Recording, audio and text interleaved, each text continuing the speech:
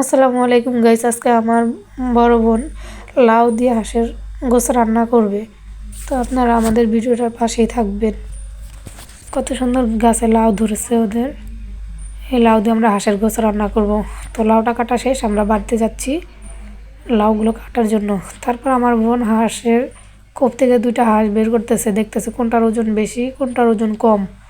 আমার দুলাভাইকে মাপার জন্য দিচ্ছে। আমার দুলাভাইয়ের মাপা শেষে ওরা দুজনে মিলে হাঁসটা জব দিতেছিল।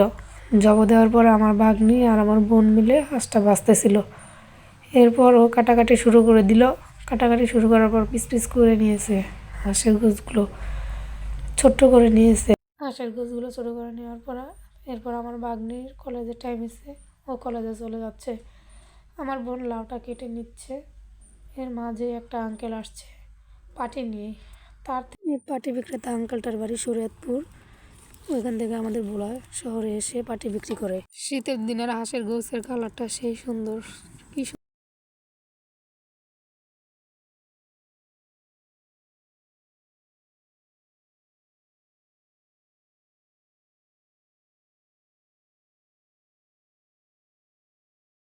ধান কাটা শেষে এগুলো বাসায় নিয়ে যাওয়া হবে।